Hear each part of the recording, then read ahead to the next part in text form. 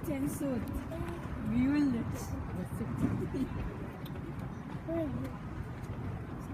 أتوقع زوجته كنا